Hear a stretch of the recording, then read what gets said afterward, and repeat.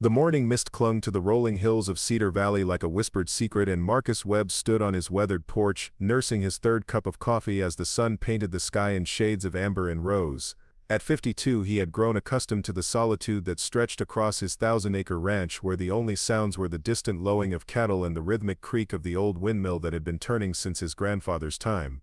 His boots, worn leather that had seen more seasons than he cared to count, carried him down the familiar path toward the hay barn, where he intended to check on the feed supplies before the autumn storms arrived.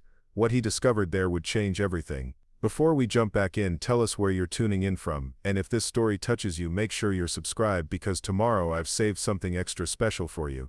The massive hay bales, stacked high as small mountains, cast long shadows in the early morning light. Marcus had built this barn with his own hands 20 years ago, after the old one had been claimed by a tornado that swept through the valley like an angry spirit. Every board, every nail, every beam represented hours of labor and dreams of a future that had somehow slipped through his fingers like water. He approached the towering stacks with the practiced eye of a rancher, checking for signs of moisture or pest damage, when a soft whimper stopped him cold.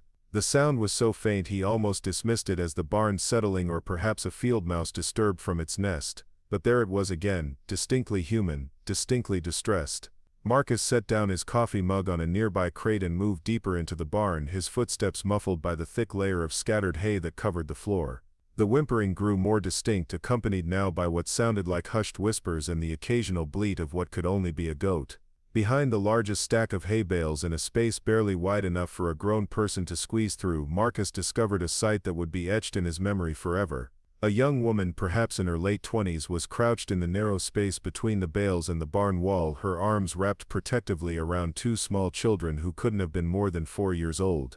They were identical in every way except for the mud streaks on their faces and the fear that shone in their matching green eyes.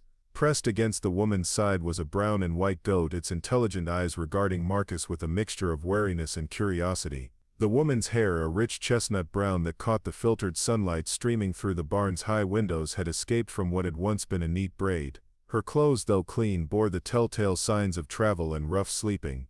A worn denim jacket covered a simple white blouse, and her jeans were scuffed at the knees. Most telling of all were her shoes, practical walking boots that had clearly covered many miles, their leather cracked and stained with the dust of countless roads. "Ma'am," Marcus said softly, removing his hat in a gesture of respect that had been ingrained in him since childhood. He kept his voice low and gentle, the same tone he used with spooked horses or frightened calves. "You're on private property, but you don't look like you're here to cause trouble." The woman's eyes widened with alarm, and she pulled the children closer, if such a thing were possible. One of the twins, a little girl with pigtails that had come partially undone, whispered something urgently to her mother. The other child, a boy with the same distinctive green eyes, peered around his mother's arm with curiosity that seemed to outweigh his fear. "Please," the woman said, her voice barely above a whisper. "We're not stealing anything, we just needed somewhere safe to rest, just for a few hours." Her accent carried the soft drawl of the South, though Marcus couldn't place it exactly. "Georgia, maybe, or the Carolinas. We'll go now, we won't cause any trouble." The goat, as if sensing the tension in the air, let out a soft bleat and nuzzled against the little girl's shoulder. The child absently reached up to scratch behind the animal's ears, a gesture so natural and practiced that it spoke of a long companionship between them. Marcus studied the strange tableau before him, his rancher's instincts taking in details that painted a clearer picture with each passing moment. The woman's hands, though soft, bore calluses that spoke of hard work. Her clothes were clean but worn, mended in places with careful stitches that suggested pride despite limited resources. The children, though obviously tired and perhaps a little hungry, were well cared for, their faces clean and their hair recently brushed. Most telling of all was the way they looked at their mother, with complete trust and devotion, and the fierce protectiveness in her eyes when she looked at them. "What's your name, ma'am?" Marcus asked, crouching down to make himself less imposing. At his full height of 6 feet 2 inches, he had learned long ago that his size could be intimidating to those already frightened. The woman hesitated, clearly debating whether honesty or deception would serve her better. After a moment she chose truth. "Emma Rodriguez. These are my children, Sophia and Diego." She paused, then added with a touch of defiance, "And this is Dolores. She's part of our family." At the mention of her name, the goat perked up her ears and regarded Marcus with what could only be described as regal dignity. Despite the gravity of the situation, Marcus found himself suppressing a smile. He had dealt with plenty of livestock in his years as a rancher, but he had never encountered a goat that seemed to carry herself with such obvious self-importance. "Well, Miss Emma," Marcus said, noting that she had not mentioned a husband and adjusting his address accordingly. "I'm Marcus Webb and this is my ranch. You picked a good spot to rest. This barn's solid, keeps the weather out." He paused, studying her face. "But something tells me you're not just passing through, something tells me you're running from something." Emma's face went pale and she instinctively pulled the children closer. The little boy, Diego, peered up at Marcus with solemn eyes that seemed far too old for his young face. "The scary man was coming," Sophia whispered, her voice barely audible. "Mama said we had to hide." Emma's sharp intake of breath and the way her hand flew to cover her daughter's mouth told Marcus everything he needed to know. These weren't travelers down on their luck or migrants looking for work. These were people fleeing from danger, and from the fear he saw in Emma's eyes, that danger was very real and very personal. "How long since you've had a proper meal?" Marcus asked, changing the subject to something less threatening. Emma's pride warred with her children's needs, and as if on cue, Diego's stomach gave an audible rumble. The little boy looked embarrassed and pressed his hand against his belly. "We had crackers yesterday," Sophia volunteered helpfully, apparently not understanding that this information revealed more about their desperate circumstances than her mother would have liked. Marcus nodded thoughtfully. "Crackers are fine for traveling, but growing children need more than that." He stood slowly, keeping his movements deliberate and unthreatening. "My housekeeper, Mrs. Patterson, makes the finest breakfast in 3 counties. Pancakes that are light as clouds, bacon that crisps just right, and fresh eggs from my own chickens." The children's eyes widened with interest, but Emma shook her head firmly. "We can't accept charity, Mr. Webb. We're not beggars." "Didn't say you were," Marcus replied easily. "But I do have a proposition for you if you're interested in hearing it." Emma's eyes narrowed with suspicion, the reaction of someone who had learned that kindness often came with strings attached. "What kind of proposition?" Marcus leaned against a hay bale, adopting a casual posture that he hoped would put her more at ease. "This ranch is bigger than one man can handle. I've been meaning to hire some help, but good workers are hard to find. Someone who knows their way around animals, maybe someone with experience taking care of things." He nodded toward Dolores the goat. "Looks like you might fit that description." "I don't know anything about ranching," Emma said quickly. "Maybe not," Marcus agreed.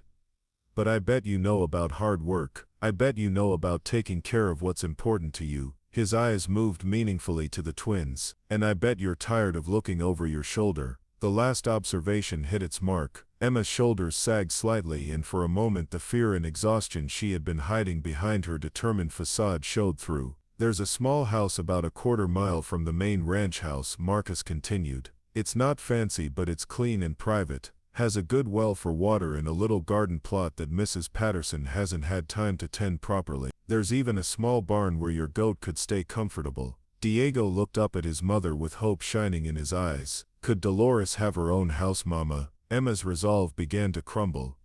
"What would you expect in return?" "Honest work for honest pay," Marcus said simply. "Help with the animals, maybe some assistance with the household chores. Mrs. Patterson isn't getting any younger, and she could use an extra pair of hands. The children could help too, age-appropriate tasks, nothing dangerous.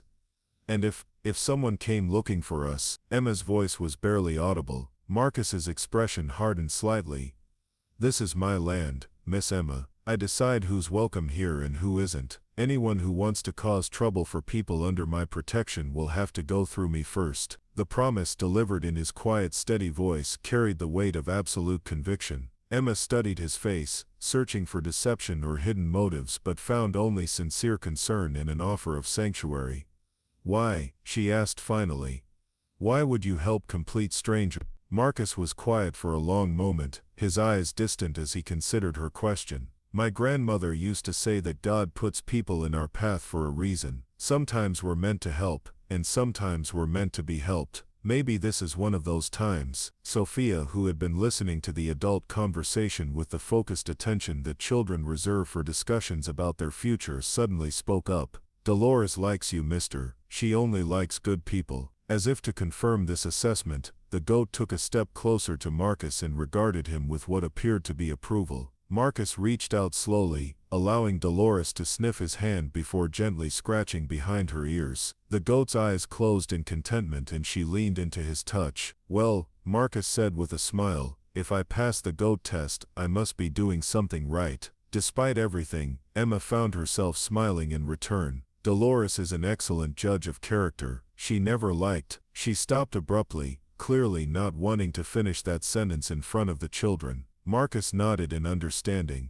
There would be time for the full story later when little ears weren't listening and the immediate needs of food and shelter had been addressed. So what do you say, Miss Emma? Will you give us a try? You can always leave if it doesn't work out, but at least give yourself and the children a chance to rest and recover. Emma looked down at her twins, seeing the hope in their faces, the exhaustion in their small bodies. She thought of the night spent sleeping in the car, the constant fear of being discovered, the way they had to keep moving just when the children began to feel safe somewhere. Maybe it was time to take a chance on kindness, just until we figure out our next move, she said finally. Just until then, Marcus agreed, though something in his tone suggested he hoped that next move would be a decision to stay. He helped them gather their few belongings, which consisted of a worn backpack and a small suitcase that had seen better days. Dolores followed along companionably, apparently having accepted Marcus as part of their extended family group.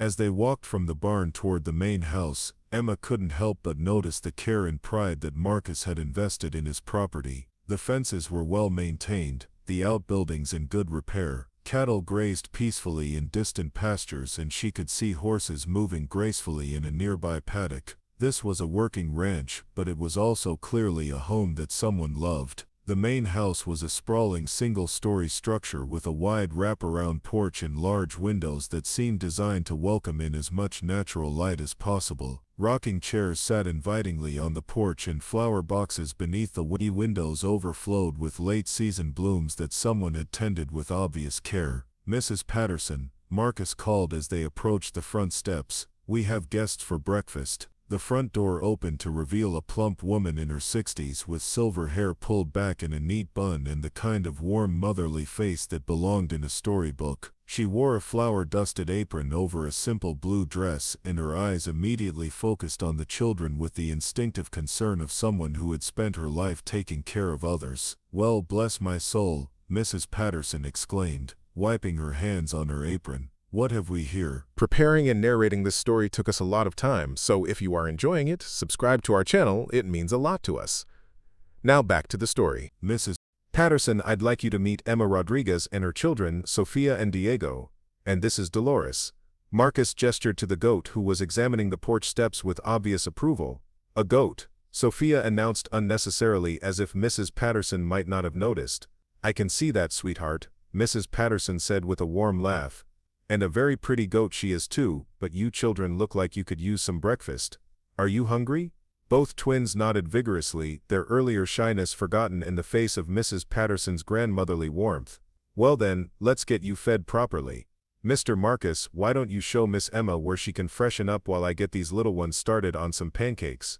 Emma hesitated, clearly reluctant to let the children out of her sight even for a moment. Mrs. Patterson seemed to understand immediately. Or better yet, the older woman amended smoothly, "Why don't we all go to the kitchen together? That way everyone can stay close while we get acquainted." The kitchen was the heart of the house, spacious and welcoming with a large wooden table that could easily seat 8 people. Copper pots hung from hooks above a well-used stove, and the scent of bacon and fresh bread filled the air. Mrs. Patterson immediately set about preparing plates for the unexpected guests while Marcus helped the children wash their hands at the kitchen sink. Emma watched this domestic scene with a mixture of gratitude and wariness, still not quite able to believe that they had found genuine kindness after so many disappointments. The children, however, had no such reservations. They chattered easily with Mrs. Patterson about Dolores and their travels, carefully editing their comments in the way that children learn to do when they understand that some subjects are off-limits. As they sat around the kitchen table sharing a meal that was the best any of them had eaten in weeks, Emma began to allow herself to hope that maybe, just maybe, they had found a place where they could stop running, at least for a while. Marcus watched Emma's face carefully throughout the meal, noting the way she gradually began to relax as she realized that no demands were being made of her, no questions asked that she wasn't ready to answer.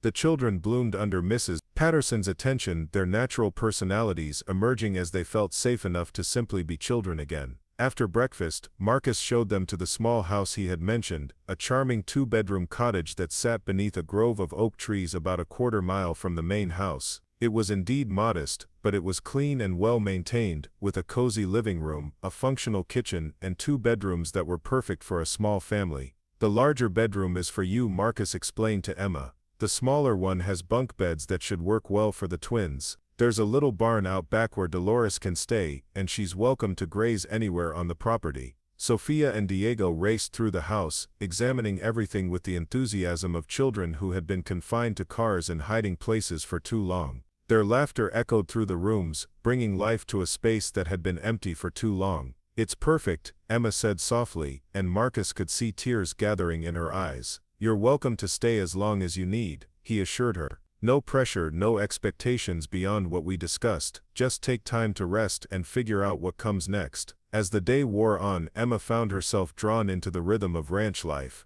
Mrs. Patterson showed her around the main house, explaining the household routines and introducing her to the various tasks that kept the operation running smoothly. The children quickly bonded with the ranch dogs, a pair of golden retrievers named Buster and Belle, who seemed to understand immediately that these small humans needed extra protection and attention. Even Dolores settled in with remarkable ease, making herself at home in the small barn and establishing dominance over the chickens with the casual arrogance of natural royalty. As evening approached, Emma stood on the porch of her new temporary home, watching her children play in the yard while Dolores supervised their activities with the attentiveness of a devoted guardian. For the first time in months, she allowed herself to truly breathe, to let down the constant vigilance that had become second nature. Marcus approached from the direction of the main house, carrying a steaming casserole dish that Mrs. Patterson had prepared for their dinner. "Thought you might be tired after such a big day," he said, setting the dish on the porch table. "Mrs. Patterson's famous beef stew should keep you fed for a couple of days, Mr. Webb," Emma began, then stopped, struggling with words that seemed inadequate for the gratitude she felt. "Marcus," he corrected gently,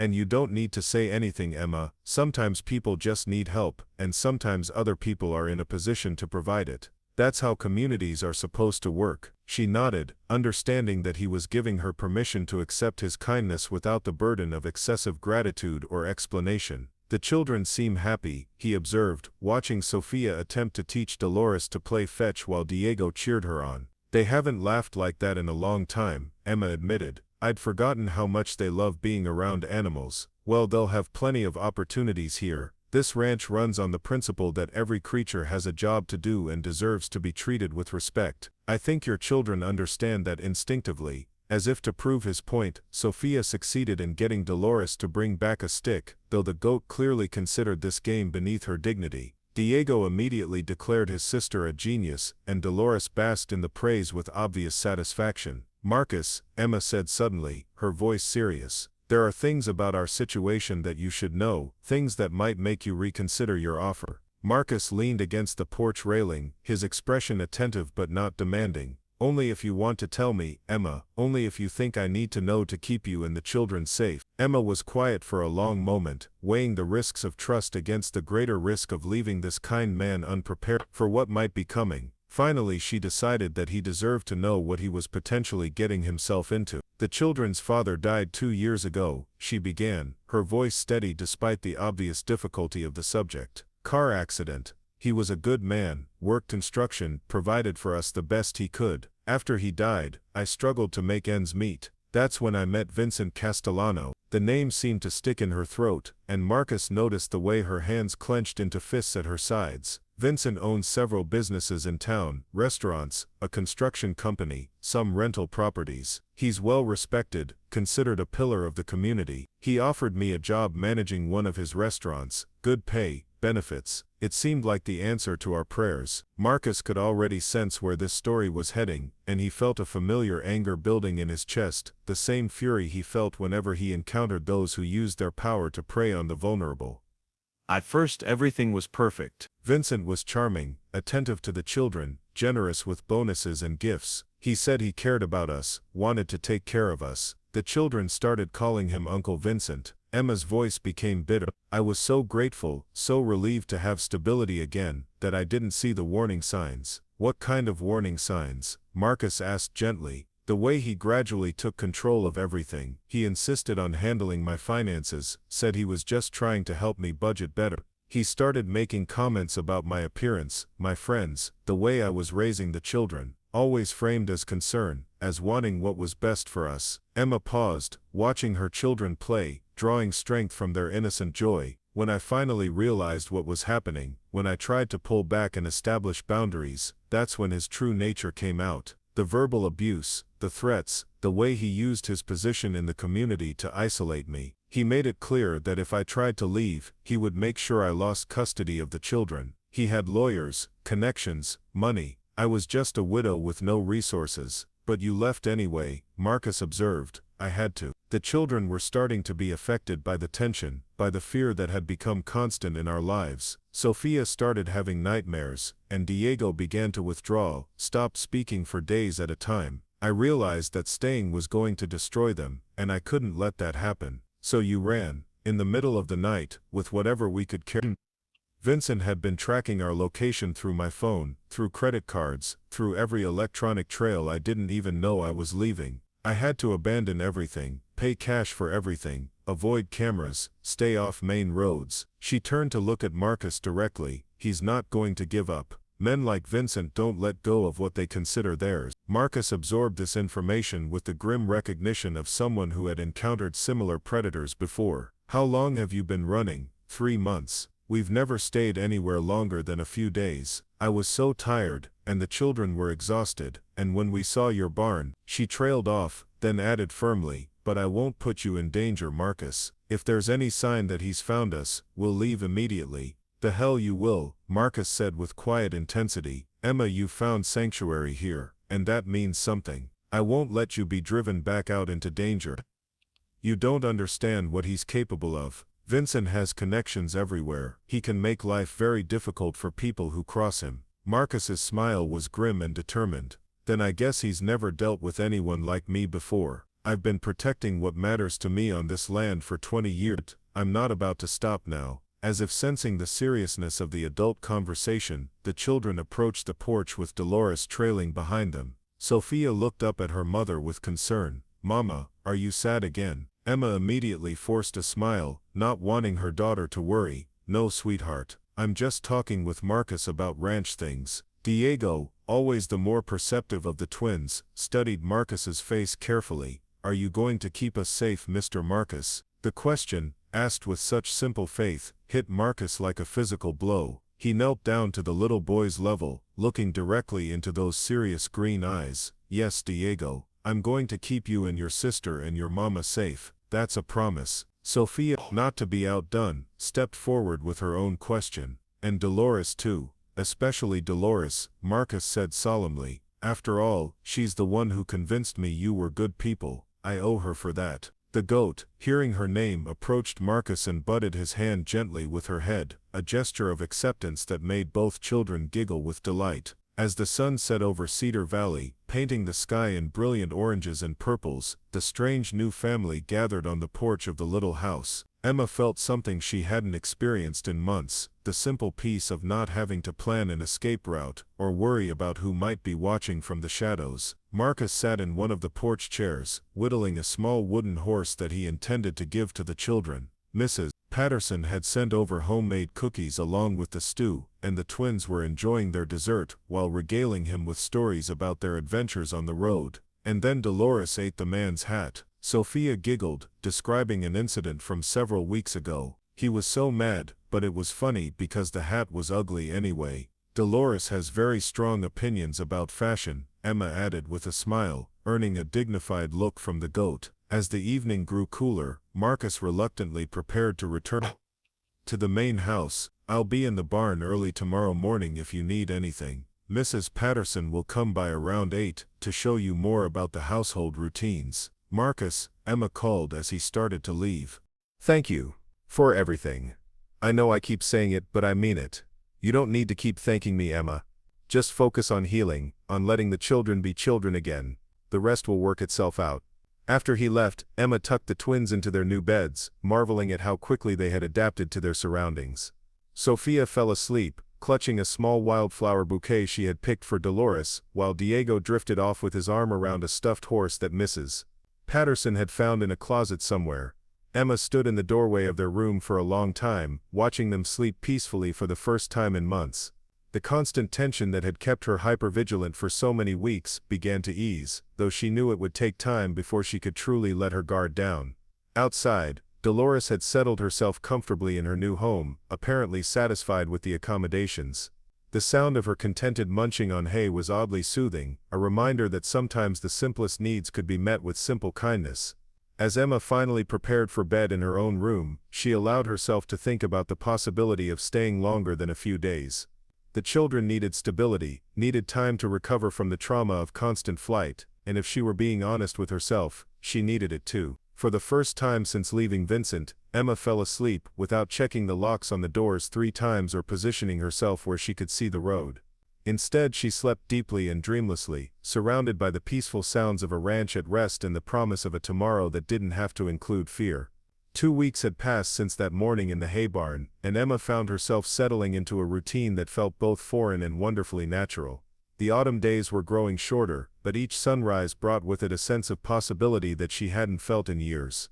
She stood in the kitchen of the main house, kneading dough for the dinner rolls that had become her specialty, while Mrs. Patterson worked beside her preparing a roast that would feed the small crew of ranch hands who helped Marcus with the more demanding aspects of cattle ranching.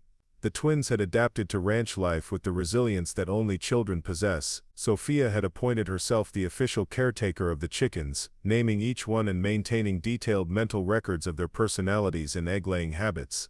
Diego had gravitated toward the horses, spending hours watching them from the fence rails and peppering Marcus with questions about their care and training.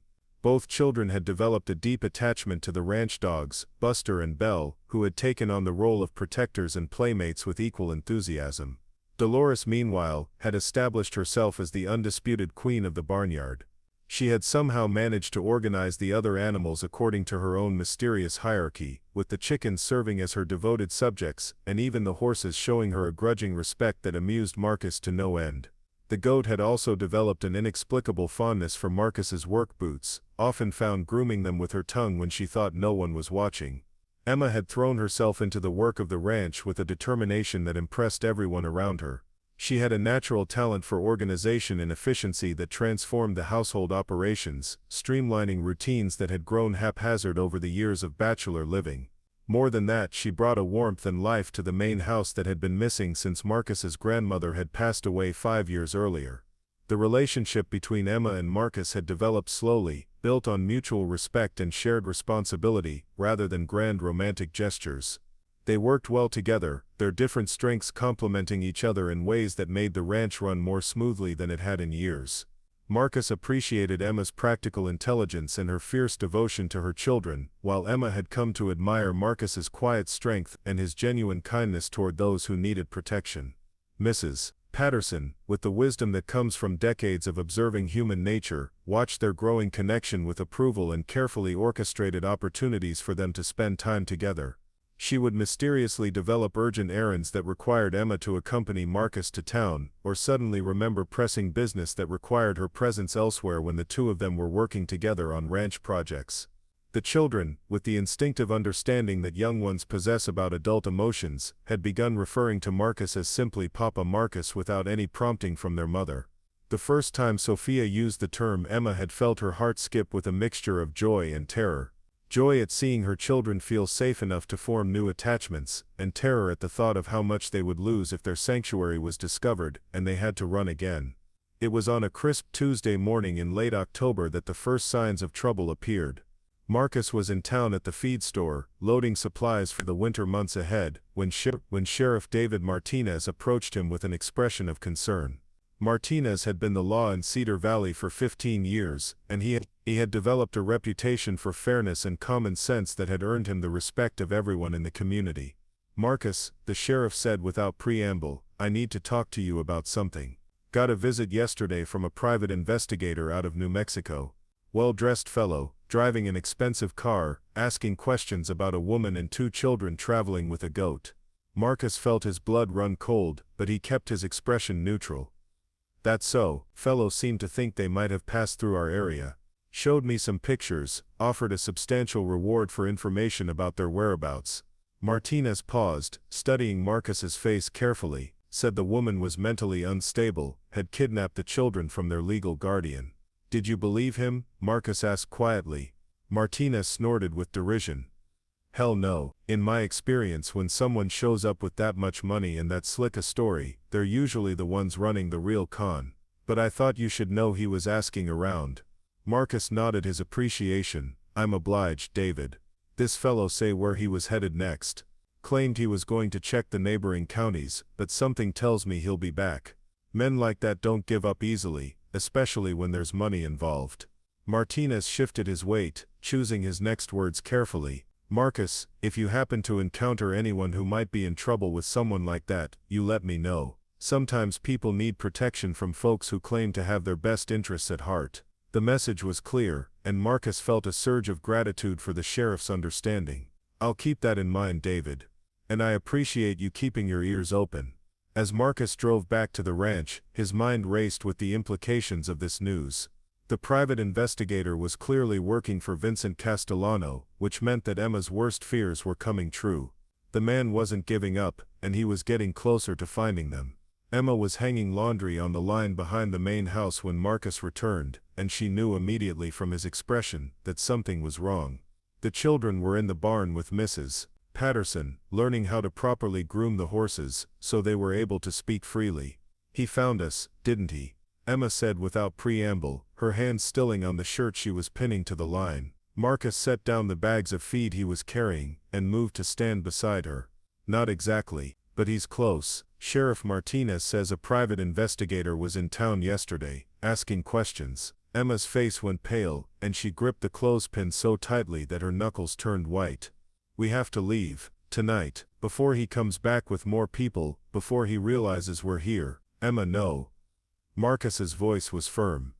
Running again won't solve anything. It'll just put you and the children right back where you were 3 months ago. You don't understand, Emma said desperately. Vincent has resources, connections. He can make life very difficult for people who get in his way. I won't let him hurt you or Mrs. Patterson, because of us. Marcus took the clothespin from her trembling fingers and set it aside, then gently took her hands in his. Emma, look at me. You're not alone anymore. You have people here who care about you, who will stand with you. Running away again means the children lose another home, another chance at stability. And if we stay, they might lose their mother. Emma replied with bitter honesty. Vincent made it very clear what would happen if I tried to defy him. He has lawyers, judges in his pocket, social workers who owe him favors. He can make it look like I'm an unfit mother, have the children taken away. Not here, he can't, Marcus said with quiet conviction. This isn't his territory. He doesn't have connections in Cedar Valley, doesn't own the sheriff or the judges. Here, the truth matters more than money. Emma wanted to believe him, but years of living under Vincent's control had taught her to expect the worst from powerful men. You're being naive, Marcus. Men like Vincent always find a way to get what they want. Maybe, Marcus acknowledged. But maybe it's time someone stood up to him and showed him that not everyone can be bought or intimidated. Their conversation was interrupted by the sound of children's laughter as Sophia and Diego emerged from the barn, followed by Mrs. Patterson and Dolores. The twins were covered in horsehair and glowing with the satisfaction of hard work well done. Mama, we brushed Thunder until he was so shiny you could see yourself in him, Sophia announced proudly, and Mrs. Patterson said we can help with the feeding tomorrow if we're very careful, Diego added, his chest puffed with importance. Emma forced a smile for her children's sake, but Marcus could see the fear and indecision warring in her eyes. That evening, after the twins were asleep, she sat on the porch of the small house, staring out at the star-filled sky while Dolores dozed peacefully at her feet. Marcus found her there an hour later, carrying 2 cups of hot chocolate topped with Mrs. Patterson's famous whipped cream. He settled into the chair beside her without speaking, understanding that sometimes companionship mattered more than conversation. I keep thinking about what you said, Emma finally broke the silence. About standing up to him, about not running anymore. Part of me wants to believe it's possible, but another part of me knows what Vincent is capable of when he doesn't get his way. Tell me about the worst thing he ever did, Marcus said gently. Help me understand what we're really dealing with. Emma was quiet for so long that Marcus thought she might not answer. When she finally spoke, her voice was barely above a whisper. It was about 6 months before we left. Diego had been having trouble sleeping, nightmares about losing me the way he had lost his father. Vincent said the boy needed discipline, needed to understand that his fears were foolish and babyish. When Diego woke up crying one night, Vincent locked him in the basement and told him he could come out when he learned to be brave. Marcus felt rage building in his chest, but he kept his expression neutral, knowing that Emma needed to tell this story without worrying about his reaction. Diego was down there for 3 hours, screaming and sobbing, while Vincent calmly watched television upstairs. He said it was for the boy's own good that coddling him was making him weak. When I finally convinced Vincent to let him out, Diego wouldn't speak to me for 2 days. He thought I had abandoned him, that I had chosen Vincent over him. What did you do? I started planning our escape that night, Emma said simply. I realized that no amount of financial security was worth watching my children suffer. But Vincent was so controlling, monitored everything I did so carefully, that it took me months to figure out how to get away without him tracking us immediately. Marcus nodded, understanding now why Emma was so terrified of the idea of Vincent finding them. This wasn't just about a man who couldn't accept rejection. This was about someone who had demonstrated his willingness to use children as weapons in his campaign of control. Emma, Marcus said carefully, what if there was a way to stop him permanently? What if instead of running from Vincent, we made it so that he could never threaten you or the children again? Emma looked at him with skepticism. What do you mean? I mean we gather evidence of what he's done, document his pattern of abuse and intimidation, and we take him to court. Not in his territory where he has influence, but here, where he's just another out-of-state bully with no special privilege. You're talking about a custody battle with a man who has unlimited resources and no conscience, Emma protested.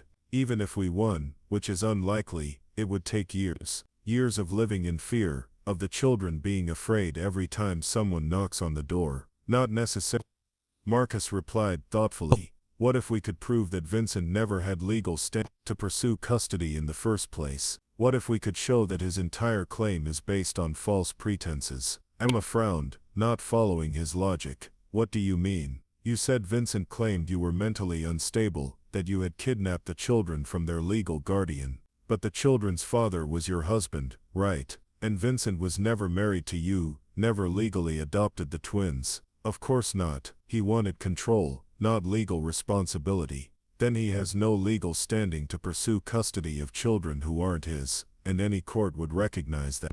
His only power comes from intimidation, and his ability to manipulate you into thinking he has rights that he doesn't actually possess. Emma stared at Marcus as the implications of his words sank in. You think his whole legal threat is a bluff? I think Vincent Castellano is used to getting his way through fear and manipulation, and he's counting on you being too scared to call his bluff. But what if we did? What if we forced him to prove his claims in a court of law? For the first time in months, Emma felt a spark of hope. It could work, couldn't it?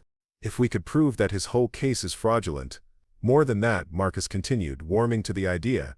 If we can document his pattern of abuse, his use of private investigators to harass you across state lines, his attempts to intimidate local law enforcement, we might be able to get restraining orders that would keep him away from you permanently.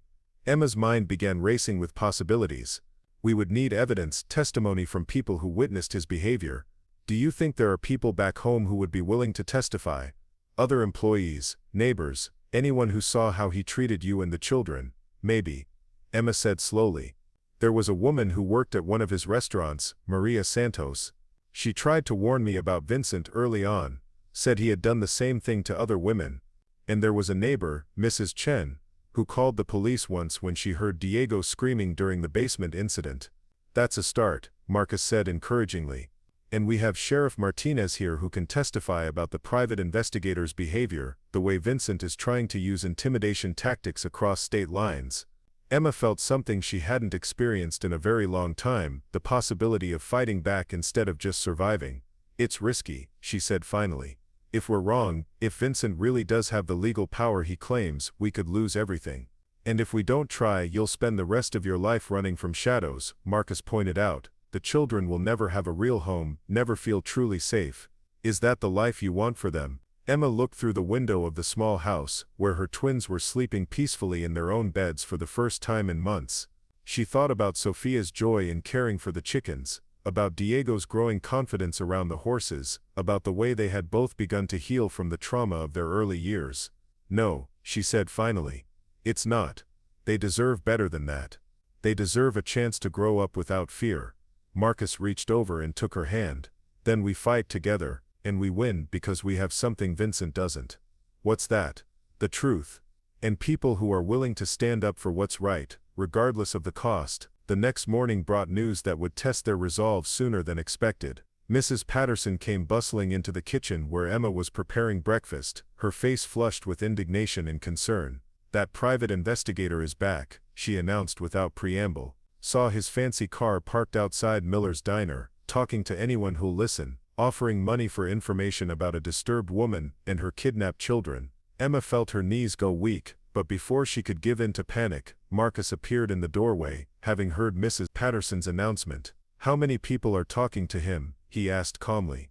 "Well, that's the thing," Mrs. Patterson said with satisfaction. "Seems like most folks in town are giving him the cold shoulder. Miller himself threw the man out when he started implying that anyone harboring fugitives could be charged as accomplices." Emma looked back and forth between Marcus and Mrs. Patterson, confused by their apparent lack of concern. "Don't you understand? He's here in town, asking questions. It's only a matter of time before someone tells him about us." "Emma," Marcus said gently, "you're thinking like someone who's still running, but you're not alone anymore. This is a community, and communities protect their own." As if to prove his point, the kitchen door opened to admit Sheriff Martinez, who had obviously come straight from town. His expression was grim but determined. "Marcus, Miss Rodriguez," he nodded to each of them in turn.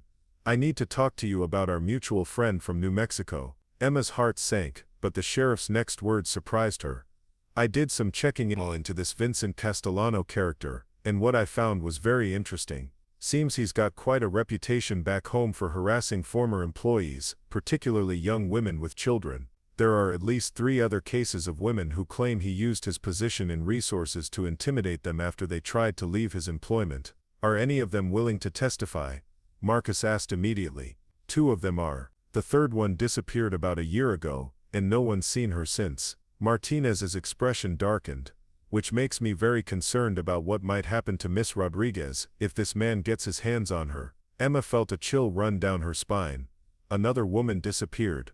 Maria Gonzalez, single mother, worked as a manager at one of Castellano's restaurants. According to her sister, she started receiving threatening phone calls after she quit and took a job with a competitor. The calls escalated to visits at her home, intimidation of her teenage son. One day she didn't show up for work at her new job, and no one's seen her since. The kitchen fell silent as the implications of this news sank in. Emma had known that Vincent was dangerous, but the possibility that he might have actually harmed someone who defied him brought the stakes into sharp focus. "There's more," Martinez continued. "The private investigator asking questions around town isn't licensed in this state. In fact, his license was revoked in New Mexico 2 years ago for harassment and illegal surveillance activities, which means he's operating here illegally." Marcus leaned forward with interest. "Can you arrest him?" "Already did," Martinez said with satisfaction. "He's sitting in my jail right now, and he'll stay there until a judge decides what to do with him. But that's just buying us time. Castellano will send someone else, or come himself." Emma felt the familiar urge to run building in her chest, but Marcus's hand on her shoulder steadied her. "What do you recommend, Sheriff?" "I recommend we stop playing defense and start playing offense," Martinez replied. "I've been in touch with law enforcement in New Mexico, and there's definitely interest in building a case against Castellano. If Miss Rodriguez is willing to testify about her experiences, and if we can get the other women to come forward, we might be able to put this man away permanently." "What about the children?" Emma asked. "If I testify, if this goes to trial, they'll be exposed to all of it. They'll have to relive everything Vincent put them through." "Not necessarily," Martinez replied. "There are ways to protect child witnesses, sealed testimony, closed hearings. The goal would be to build the case primarily on adult testimony and documented evidence." Mrs. Patterson, who had been listening to this conversation with growing indignation, suddenly spoke up. "What can the rest of us do to help? This community doesn't take kindly to bullies, and we protect our own. Actually, Martinez said thoughtfully. Community support could be crucial. If we can show that Miss Rodriguez has established a stable life here, that she's contributing to the community, and providing a good home for her children, it strengthens the case that she's not the unstable person Castellano claims she is. Emma looked around at these people who had known her for only 2 weeks, but were already willing to stand up against a dangerous man on her behalf. The contrast with her former life, where Vincent had systematically isolated her from potential allies, was stark and overwhelming. "I need time to think about this," she said finally. "It's not just my safety at stake, it's my children's future." Of course, Martinez agreed. "But don't take too long. Men like Castellano don't usually let setbacks slow them down for very long." After the sheriff left, Emma spent the rest of the morning in a state of anxious distraction. She went through the motions of her daily routine, but her mind was consumed with weighing the risks and benefits of fighting back against Vincent versus continuing to run. The children, with the intuitive understanding that young ones possess about adult emotions, seemed to sense that something was wrong. They stayed close to their mother throughout the day, offering small gestures of comfort and affection that broke her heart with their sweetness. It was Dolores, surprisingly, who provided the clarity Emma needed.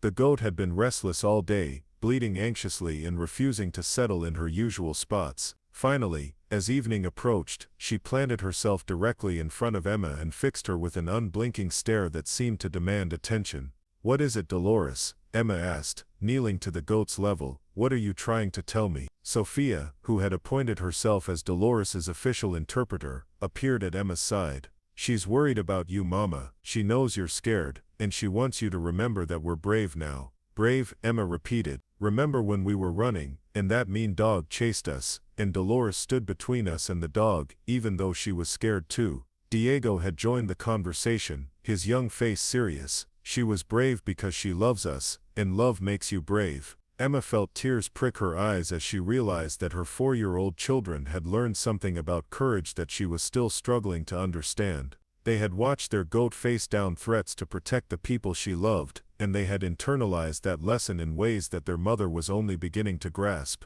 "You're right," Emma said softly, gathering both children close. "Love does make you brave. And I love you too, more than anything in the world. Enough to fight the scary man instead of running away?" Sophia asked, with the directness that only children possess. Emma looked at her daughter's hopeful face, at Diego's trusting eyes, at Dolores's patient expression. She thought about the community that had welcomed them, the man who had offered them sanctuary, without asking for anything in return, the sheriff who was willing to risk his own safety to protect them. "Yes," she said finally, "enough to fight." That evening, Emma found Marcus in his workshop, carving what appeared to be a small wooden goat. The resemblance to Dolores was unmistakable, down to the proud tilt of the head and the intelligent expression in the carved eyes. "For the children," he explained when he noticed her examining his work. "Thought they might like to have something to remember Dolores by when they're grown." The implication that the children would have a future here, would grow up on this ranch with memories to treasure, struck Emma with unexpected force. "Marcus," she said,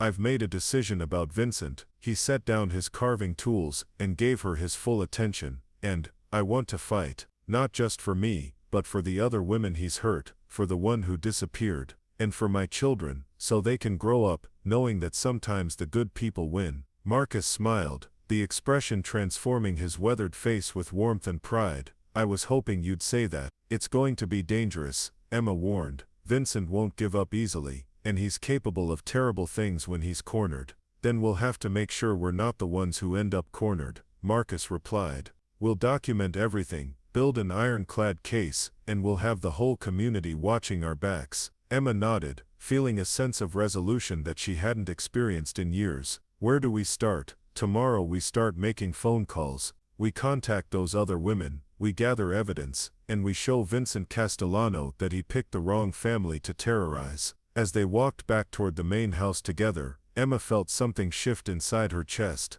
The constant fear that had been her companion for so many months was still there, but it was no longer the dominant emotion. In its place was something she had almost forgotten: she was capable of feeling determination. The twins were already asleep when she checked on them, their faces peaceful and untroubled. Dolores had somehow managed to squeeze herself into Diego's room, and was sleeping on the floor beside his bed, a four-legged guardian angel with an attitude. Emma stood in the doorway for a long moment, memorizing the scene. Tomorrow would bring new challenges, new fears to face and overcome, but tonight, her children were safe, surrounded by people who cared about them, protected by a community that had chosen to make them family. For the first time since Vincent Castellano had entered their lives, Emma Rodriguez went to sleep without checking the locks twice or planning escape routes. Instead, she dreamed of wooden goats and autumn mornings, of children's laughter echoing across wide pastures, and of a future that no longer required running toward the horizon, but could be built right here, one day at a time. The storm broke on a Thursday morning in November when Vincent Castellano himself arrived in Cedar Valley. Emma was teaching Sophia how to collect eggs from the henhouse when Mrs. Patterson came running from the main house, her face flushed with alarm and exertion. "Emma, child, you need to get inside right now," she called breathlessly. "That man, the one from your past, he's here. Driving a big black car up the main road like he owns the place." Emma's blood turned to ice, but years of running had taught her to think clearly in moments of crisis. She quickly handed the egg basket to Sophia and scooped up both children, calling for Dolores to follow as they hurried toward the small house where they could lock the doors and call for help. Marcus appeared from the direction of the barn, moving with the purposeful stride of a man prepared for confrontation. Sheriff Martinez's patrol car was already turning into the ranch drive, the lawman having spotted the expensive sedan and recognized the potential for trouble. Vincent Castellano stepped out of his car with the confident bearing of a man accustomed to getting his way through intimidation and wealth. He was impeccably dressed in a tailored suit that probably cost more than most ranch hands made in a month, his silver hair perfectly styled and his smile practiced and cold. Everything about him radiated power and control, from his expensive watch to his handmade shoes that had never touched honest dirt. "Mr. Cooper, I presume," Vincent said smoothly, extending his hand toward Marcus with the false warmth of a politician. "I'm Vincent Castellano, and I believe you have something that belongs to me." Marcus ignored the offered handshake, instead positioning himself between Vincent and the small house where Emma and the children had taken refuge. "Nothing here belongs to you, mister. I suggest you get back in your car and leave." Vincent's smile tightened slightly, but he maintained his composure. "I'm afraid there's been a misunderstanding. Emma Rodriguez is a troubled woman who's been struggling with mental health issues since her husband's death. In her confused state she took my children and fled. I've been searching for them for months, worried sick about their welfare." Sheriff Martinez approached the group, his hand resting casually on his service weapon. "Mr. Castellano, I believe we need to have a conversation about your activities in my county." Sheriff Vincent acknowledged with a nod. "I appreciate your diligence, but this is a family matter. I have legal documents showing my guardianship rights over those children."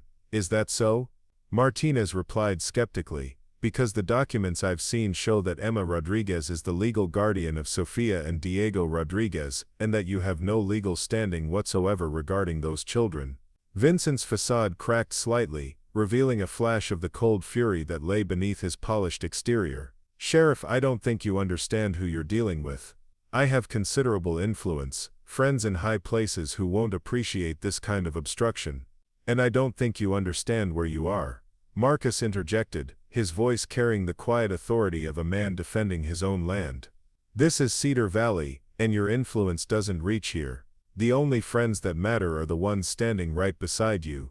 As if summoned by his words, several pickup trucks began arriving at the ranch. Miller from the diner, Peterson from the dairy farm, the Chen family who owned the hardware store, and a dozen other members of the community who had somehow learned of the confrontation and come to offer their support. Within minutes, Vincent found himself surrounded by a crowd of determined faces, ordinary people who had decided that protecting Emma and her children was worth standing up to a wealthy bully.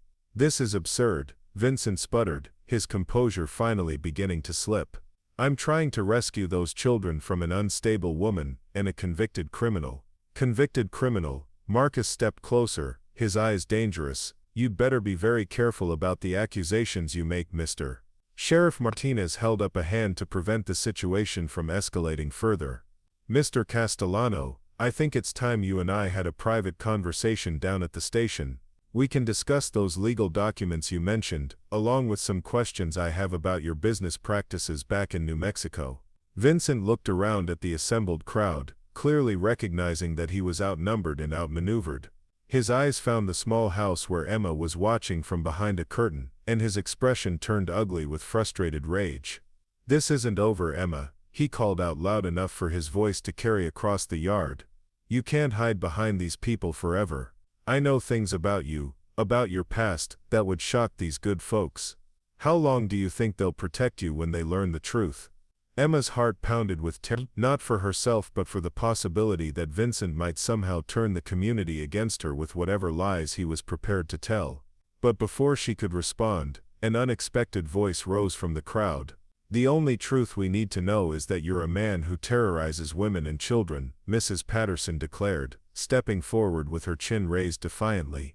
"We've seen how Emma treats those babies, how hard she works, how grateful she is for every kindness. We don't need to know anything about her past to judge her character." "That's right," Miller added from his position near his truck. "Actions speak louder than words, and your actions tell us everything we need to know about what kind of man you are." A murmur of agreement rippled through the crowd, and Vincent's face flushed with anger at finding his intimidation tactics turned back on him. "You people have no idea what you're interfering with. I have the resources to make life very difficult for anyone who gets in my way. And we have something you don't," Peterson called out. "We have each other, and we take care. Emma and those children are our own now." Sheriff Martinez stepped forward decisively. "Mr. Castellano, you're coming with me. Now, we can do this the easy way or the hard way, but you're going to answer some questions about your illegal private investigator and your harassment of citizens across state lines." For a moment, it seemed as though Vincent might resist, his hands clenching into fists as he looked around at the determined faces surrounding him. Then his lawyer's instincts took over, and he forced his expression back into a mask of civilized control. "Of course, Sheriff, I'm happy to cooperate with your investigation. But I want it on record that these people are harboring a kidnapper and interfering with the legal process. The only thing going on record is your own criminal behavior." Martinez replied firmly, taking Vincent by the arm and guiding him toward the patrol car. "You have the right to remain silent, and I strongly suggest you exercise that right." As the patrol car disappeared down the ranch road with Vincent in the back seat, the assembled crowd began to disperse. But not before each person took a moment to offer words of support to Emma, who had finally emerged from the small house with her children clinging to her sides. "You did good, standing up to him," Miller said, tipping his hat respectfully. "Takes courage to face down a man like that." "We're all proud of you," Mrs. Chen added, reaching out to pat Sophia's head gently. "And we want you to know that you're not alone in this fight." One by one, the community members offered their support before returning to their daily lives, leaving Emma, Marcus, and Mrs. Patterson standing in the suddenly quiet ranch yard. The twins, who had been silent and wide-eyed throughout the confrontation, finally found their voices. "Is the scary man gone, Mama?" Diego asked, pressing close to his mother's side. "For now, sweetheart," Emma replied, her voice shaky with emotion. "For now he's gone. Will he come back?" Sophia wanted to know. Before Emma could answer, Marcus knelt down to the children's level. "If he does, we'll be ready for him. But I don't think he will. Bullies like that man usually give up when they realize they can't win." Over the following days, Sheriff Martinez kept them informed about Vincent's situation. The man had been charged with multiple violations related to his illegal surveillance activities, and federal authorities had become interested in his business practices after Martinez shared the information about the missing woman from New Mexico. More importantly, the two other women who had been victimized by Vincent agreed to testify about their experiences. With their testimony, combined with Emma's own account and the documented evidence of Vincent's harassment campaign, prosecutors were confident they could build a strong case that would result in significant jail time. "The beauty of it," Martinez explained during one of his visits to the ranch, "is that once he's convicted of federal charges, Vincent's going to have much bigger problems than pursuing custody of children who were never legally his to begin with. His whole house of cards is collapsing." Emma found it difficult to believe that her nightmare might actually be ending. She had lived in fear for so long that the prospect of genuine safety seemed almost too good to be true. But as the weeks passed and no new threats materialized, she began to allow herself to hope. The children thrived in the secure environment, their personalities blossoming as they realized they no longer had to be constantly ready to run. Sophia's natural leadership abilities emerged as she took charge of organizing the other ranch animals according to her own elaborate system. Diego's gentle nature made him a favorite with the horses, who seemed to sense his pure heart and responded to him with unusual docility. Dolores, meanwhile, had established herself as the undisputed matriarch of the barnyard, ruling over chickens and horses alike with benevolent authority. She had also developed an inexplicable habit of bringing Marcus small gifts, usually rocks or interesting sticks that she would deposit carefully near his workshop door. The relationship between Emma and Marcus deepened naturally, built on mutual respect and shared commitment to the children's welfare. They worked together seamlessly, their different strengths complementing each other in ways that made the ranch more prosperous and efficient than it had been in years. It was on a snowy December evening, 3 weeks after Vincent's arrest, that Marcus finally spoke the words that had been growing in both their hearts. They were sitting on the porch of the main house, watching the children build a snowman, while Dolores supervised their architectural efforts with obvious disapproval. "Emma," Marcus said quietly, "I've been thinking about the future, about what comes next for all of us." Emma felt her heart skip, recognizing the serious tone in his voice. "What about it? This ranch has been in my family for 3 generations, but it's never felt like a real home until you and the children arrived. You've brought life to this place, made it what it was always meant to be." Emma turned to look at him, seeing her own hopes reflected in his steady gaze. "Marcus, what are you saying?" "I'm saying that I love you, Emma Rodriguez. I love your strength, your determination, the way you fought to protect your children against impossible odds. I love Sophia's fierce spirit, Diego's gentle heart. I even love that ridiculous goat who thinks she runs this place." Emma felt tears welling in her eyes, tears of joy rather than fear for once. "I love you too, Marcus, more than I ever thought possible." "Then marry me," he said simply. "Make this official, make this ranch a real home for all of us. Let me adopt the twins legally, give them my name and my protection permanently."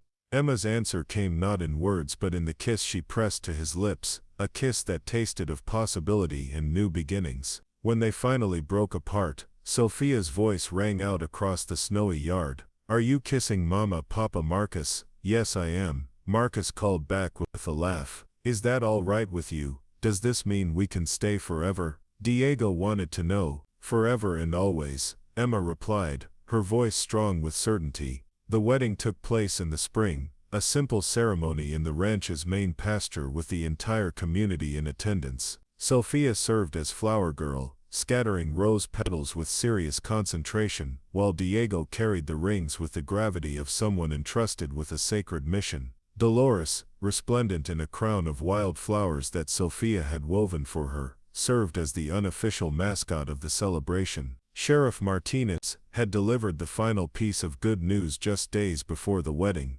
Vincent Castellano had been sentenced to 15 years in federal prison on multiple charges, including racketeering conspiracy. The other charges related to harassment and illegal surveillance would keep him locked away for even longer. "He'll be an old man before he gets out," Martinez told Emma with satisfaction, "and when he does he'll be a convicted felon with no resources and no influence. He'll never be able to threaten you or your family again." As Emma walked down the makeshift aisle in her simple white dress, flanked by her children, and followed by a goat wearing flowers, she reflected on the incredible journey that had brought her to this moment. A year ago, she had been hiding behind hay bales with nothing but fear and desperation to guide her decisions. Now she was surrounded by people who had chosen to love and protect her family, walking toward a future filled with hope and possibility. Marcus waited for her at the makeshift altar, handsome in his best suit and cowboy boots, his eyes bright with love and promise.